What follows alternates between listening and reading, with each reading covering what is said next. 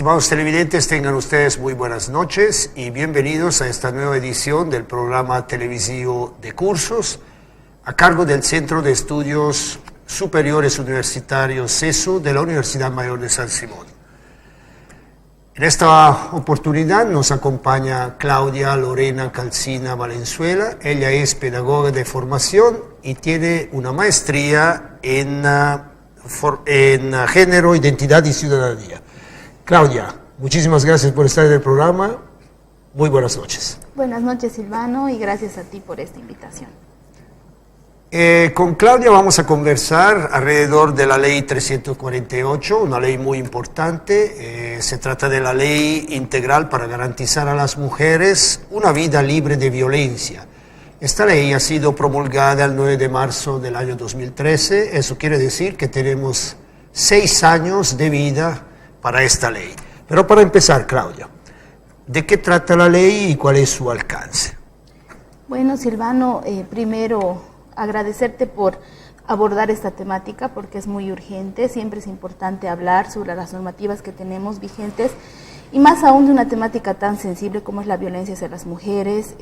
Lamentablemente, siempre como departamento, Cochabamba ha sido uno de los lugares donde más violencia hacia las mujeres se infringe y pues siempre las estadísticas sobre feminicidio también nos ponen como un departamento violento, ¿no? Los cuerpos violentos no existen en el vacío, sino son parte de una sociedad que permite y tolera la violencia y las leyes no van a solucionar esto, pero sí son importantes medidas. En este caso, la ley es una ley que trata sobre prevención, sobre atención, reparación, y además que busca sanción a los agresores, ¿no? Es una ley integral, es una ley en la que el Estado se compromete a adoptar medidas, políticas, programas en estas áreas que te decía, ¿no? Prevención, atención, sanción, reparación de la violencia hacia las mujeres. Es una ley de alcance nacional que tiene principios que la sustentan y pues además que obliga a todas las entidades territoriales autónomas a asumir estos mecanismos también de prevención, de atención, de reparación, ¿no? Entonces, además posiciona el tema de la violencia hacia las mujeres como un tema de salud pública, porque también es la violencia contra las mujeres indudablemente responde a esta concepción, a esta mirada, que no solamente lo ha hecho Bolivia, sino también en diferentes países se ha mirado la violencia hacia las mujeres como una problemática urgente y además como problema de salud pública, ¿no? ¿Y cuáles han sido, digamos, los antecedentes que han un poco promovido la necesidad de crear esta ley? Desde luego, bueno, los actos lamentables de violencia cotidiana, pero también deben haber habido antecedentes hasta llegar a la promulgación de esta ley. Sí, en Bolivia en materia de violencia hacia las mujeres, la primera normativa data de 1994, que es la ley 1674, cuyo objetivo y sobre todo el espíritu de esa ley era más de tratar y abordar la violencia como un tema privado. Además, la sanción específicamente lo circunscribía a lo familiar. Y pues desde los movimientos organizados de mujeres siempre ha habido la necesidad de reformular la política sobre violencia en materia de violencia de género hacia las mujeres y se hacía necesario el debate sobre una normativa, ¿no? La ley se promulga el 9 de marzo de 2013, producto de una fuerte movilización en el país a raíz del asesinato de Narihuaycho, ¿no? Porque también había esa otra necesidad, ¿no? Hablar de feminicidio. El debate sobre el feminicidio ha trascendido toda América Latina, en varios países de la región, en México con el caso de Juárez, en Centroamérica sobre todo, ¿no? Además por el alto número, la tasa de feminicidio que incluso es mayor a otros crímenes también violentos, y era necesario también que la ley o la normativa boliviana considere el feminicidio como una nueva tipificación, una nueva figura penal, y es que muchos movimientos de mujeres organizados, ONGs, sociedad civil en general, abordaba el tema del feminicidio porque había muchas mujeres asesinadas y en ese entonces, por no estar contemplado esto en la normativa, había la figura de homicidio por emoción violenta, ¿no? Entonces, muchos hombres que asesinaban a sus mujeres porque así lo decían, ¿no? Es mi mujer, es también esta connotación que sigue hasta ahora prevalente.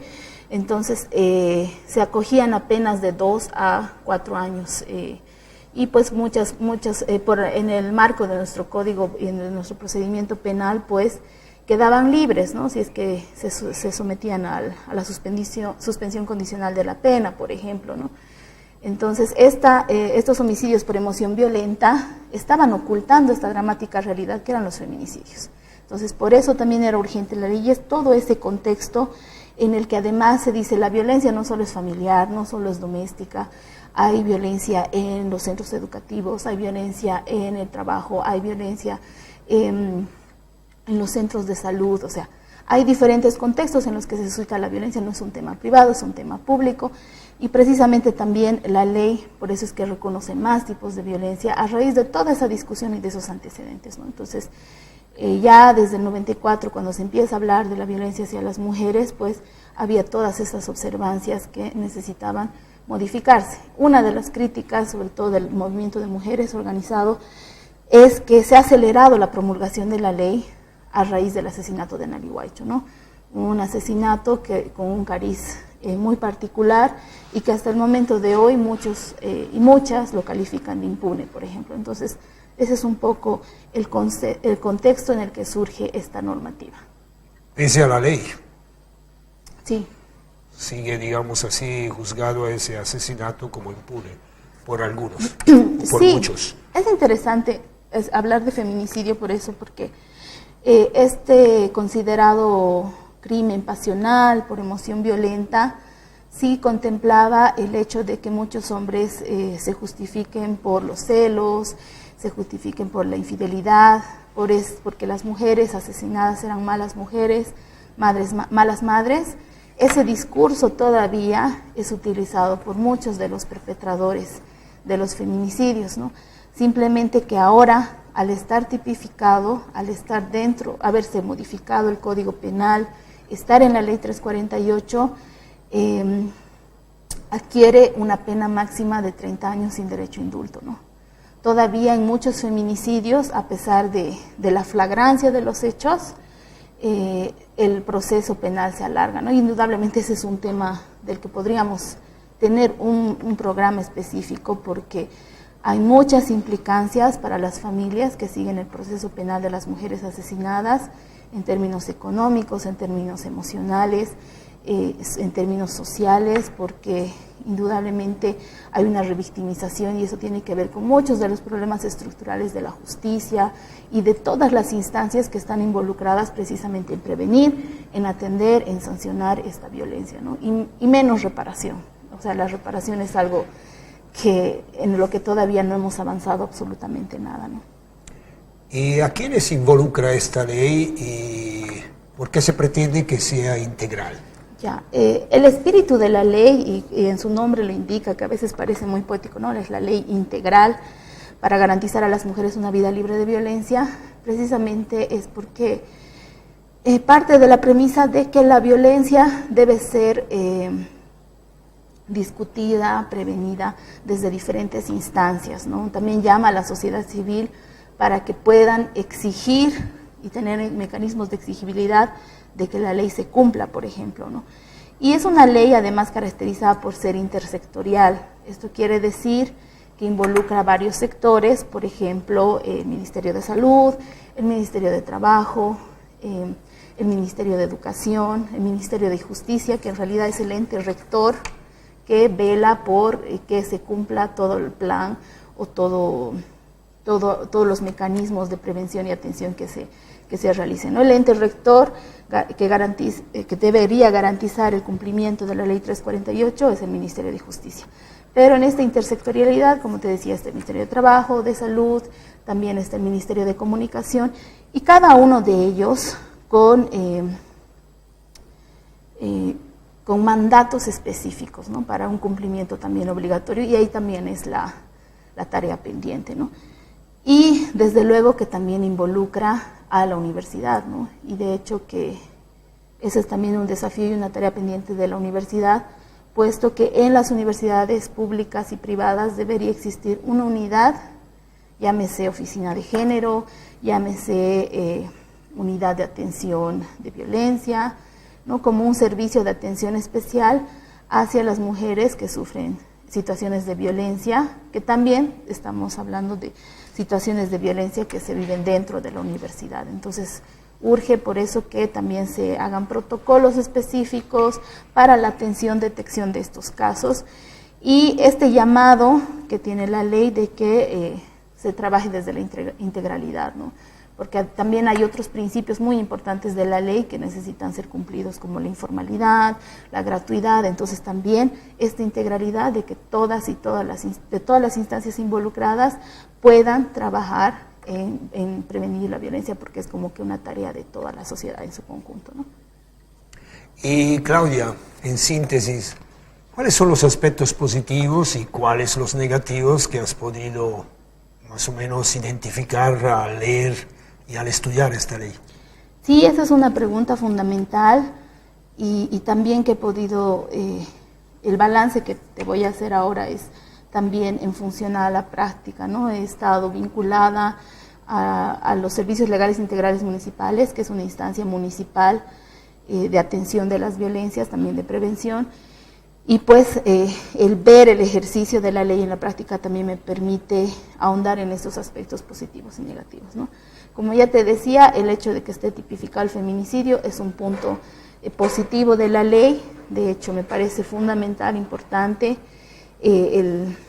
los principios que la sustentan también, aunque no se cumplan de manera eficaz, por ejemplo, la integralidad, la gratuidad, la informalidad, el exigir también especialidad, ¿no? Que las personas que están en estas instancias, por un lado, no tengan antecedentes de violencia y por otro, tengan una especialidad en materia de género, de derechos humanos de las mujeres. El que se hayan contemplado 16 formas de violencia también es un avance normativo. Hay 2 decretos supremos a raíz de la ley 348 que se han promulgado, uno el 2014 y otro el 2015, que especifican el tema presupuestario, ¿no? Porque es importante que las entidades territoriales autónomas asignen un presupuesto específico para todas las acciones de prevención y atención de estas violencias, ¿no? Y pues también la ley como instrumento es un mecanismo de exigibilidad para los gobiernos autónomos municipales, en este caso para que tengan un servicio legal integral municipal, ¿no?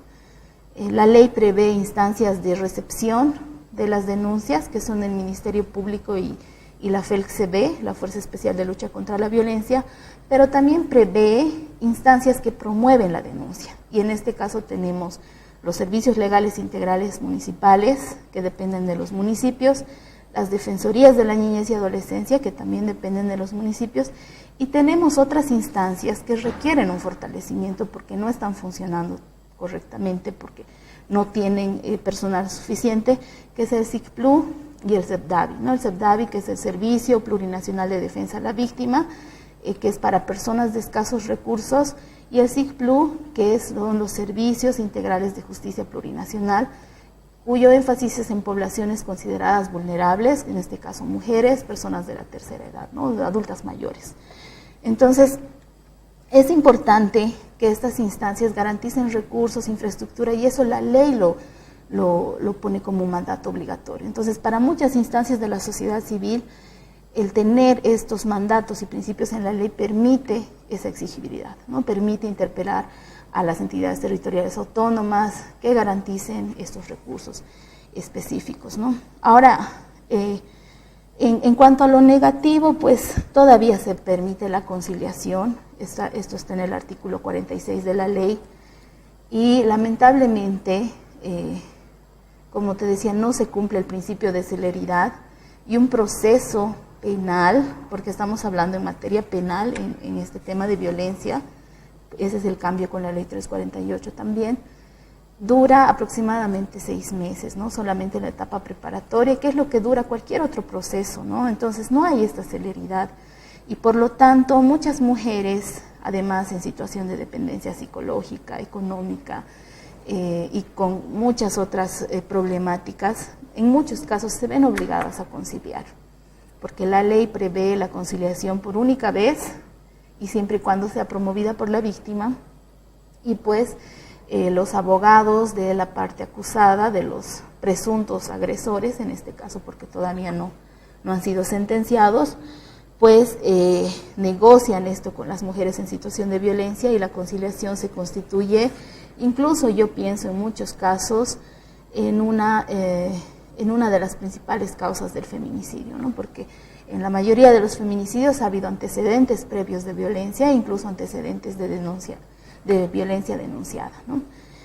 Y bueno, también entre los aspectos negativos pues está el hecho de que estos principios no se cumplen a cabalidad, ¿no? O sea, es importante que estén para exigirlos, pero no se cumplen, ¿no? El tema de la gratuidad, pues las mujeres no realmente erogan mucho dinero, a pesar de que el servicio legal sea gratuito, porque hay que sacar fotocopias, los pasajes, las distancias entre las diferentes instancias son lejanas, tienes el IDIF en Coña, tienes la FELCB en tal lugar, el SLIM que es cerca a su zona, entonces la ruta crítica que atraviesan las mujeres, es decir, el camino que siguen desde que deciden hacer la denuncia, es un camino muy largo, ¿no? Es un camino en el que por eso se ven obligadas a conciliar y pues no hay personal especializado en estas instancias, el presupuesto es insuficiente, falta mayor coordinación interinstitucional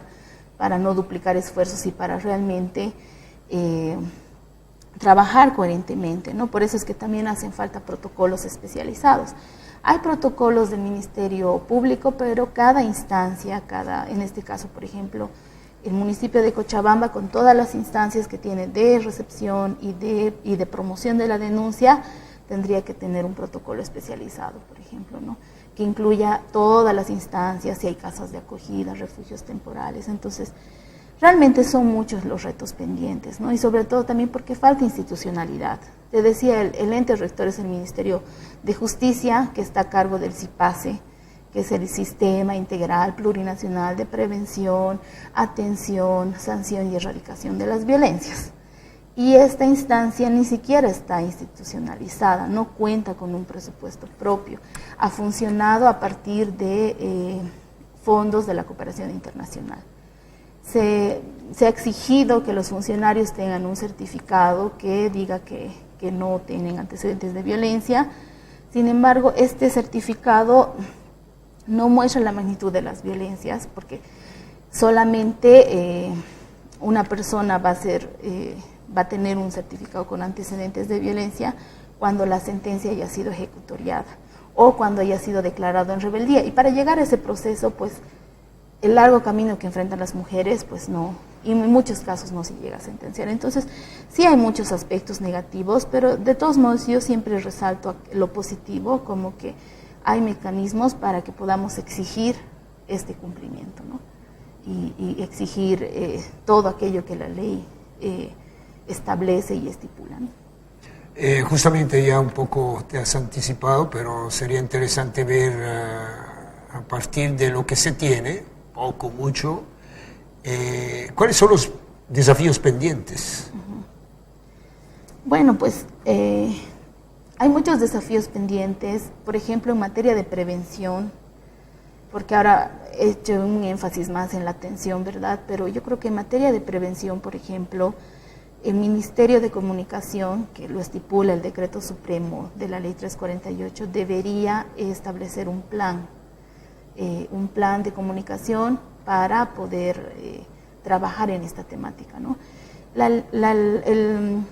El Decreto Supremo establece incluso cuánto de minutos tiene que dedicar una radio, la tele, prensa escrita, páginas web sobre el tema de la violencia, ¿no? Un poco se ha avanzado en el tema de racismo y discriminación, porque muchos de los canales proporcionan este tipo de información, difunden campañas publicitarias, pero en el tema de violencia no, siendo un tema tan urgente, ¿no? Por eso te decía, ¿no?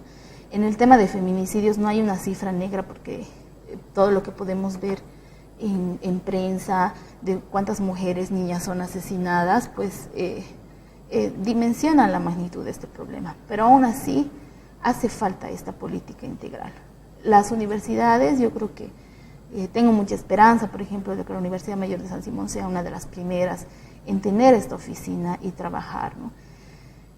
Porque son muchos casos de mujeres universitarias que sufren violencias, están en situaciones de violencia dentro y fuera de la universidad. Entonces es importante además trabajar en la prevención, y la prevención tiene que ver además con trabajar con otro tipo de violencias, como la violencia simbólica, la violencia que vemos en la publicidad, en los medios de comunicación aún, en esta cosificación de la imagen de las mujeres, o que en los libros de texto todavía las mujeres sean vistas solamente en el plano doméstico, ¿no? Cuando ves mi papá trabaja, mi mamá me mima, o cosas así que parecen que no fueran violencias, son violencia simbólica, ¿no?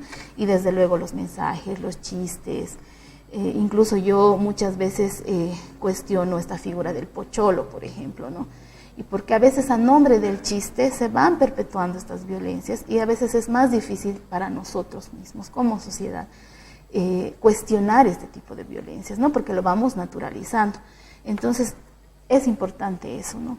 En materia de prevención y estos desafíos pendientes. Para el tema de la ruta crítica, también el Ministerio de Salud tiene que adoptar estas medidas y proponer medidas de prevención, pero también algo que no se está cumpliendo es el hecho de que los centros de salud, los hospitales, cualquier instancia en materia de salud esté en la obligación de denunciar los hechos de violencia, y no lo hacen, porque todavía hay esta concepción de que la violencia es un tema privado. Y la ley establece, en el artículo 42 es muy clara, cualquier persona debe denunciar, pero más aún las y los servidores públicos están en obligación de denunciar los hechos de violencia, ¿no? Lamentablemente, cuando se suscita un feminicidio, siempre son los vecinos o el entorno cercano, incluso la familia, que dicen, sí, siempre le pegaba, siempre era violento, no la dejaba salir, la alejaba, etcétera, etcétera. Entonces, conocían de la situación de violencia de las mujeres, pero nunca se han metido, ¿no? Precisamente por pensar que es un tema privado, cuando en realidad de algún modo también, por eso te decía, los cuerpos violentados no existen en el vacío, sino que son parte de una sociedad que permite, que tolera, naturaliza las violencias, ¿no? Entonces, los centros de salud en general tienen esta gran misión. Por ejemplo, y otra es la homologación del certificado médico forense, porque en Cochabamba tenemos para todo el departamento 8 forenses que tienen que ver absolutamente todos los casos, no solamente violencia hacia las mujeres. Estos forenses están en el IDIF, en Coñacoña. Entonces, te imaginas una mujer, por decir, con violencia física, con el ojo verde, que tiene que ir hasta Coñacoña y esperar un turno para el forense, que no la va a atender porque tiene otros casos. Se había previsto que los centros de salud prevean un certificado médico y que luego sea homologado por el forense para evitar que las mujeres atraviesen todas esta ruta crítica que decíamos, ¿no? Sin embargo, también es un tema pendiente, ¿no? Hay otros temas pendientes como la formación de promotoras comunitarias, que serían mujeres que han sido víctimas de violencia en algún momento y que luego se dedicarían a socializar, replicar y ayudar a otras mujeres, ¿no? Y eso en realidad tendría que ser también intuición de los gobiernos autónomos, tanto municipales como departamentales, en coordinación con las otras instancias, pero hay muchos desafíos, ¿no? Y seguir avanzando en cuanto a infraestructura, especialización del personal, porque parte de la impunidad, que es una impunidad fáctica en este tipo de hechos, son los sesgos de género de quienes están, fiscales, jueces, etcétera, porque también están todos estos mitos, estos mandatos que en el caso de la violencia hacia las mujeres, pues hacen que se siga victimizando a las mujeres, ¿no? O sea, el simple hecho que un funcionario, una servidora pública le diga a una mujer, tanta violencia has aguantado y recién vienes, o sea, esa simple frase es lapidatoria, ¿no? Porque realmente hay que tener una atención, lograr esa atención que está en la ley, con calidad, con calidez, una atención diferenciada, qué pasa con las mujeres en situación de discapacidad, qué pasa con las mujeres que solo hablan quechua. Entonces, realmente hay muchos desafíos pendientes. Muchísimas gracias, Claudia. El tiempo ha corrido. Estimados televidentes, hoy conversamos con Claudia Lorena Calcina Valenzuela de la Ley 348, la ley integral para garantizar a las mujeres una vida libre de violencia. Un tema fundamental, un tema importante que cuestiona toda la sociedad y cuestiona el vivir cotidiano. Algo bonito como ser el encuentro de personas que empiezan a quererse y empiezan a diseñar y recorrer un proyecto de vida compartido que termina mal. ¿Por qué? Nos cuestiona, ¿verdad? Estimados televidentes, esperamos que el tema haya sido de su agrado. Hasta una próxima oportunidad. Gracias por su fidelidad.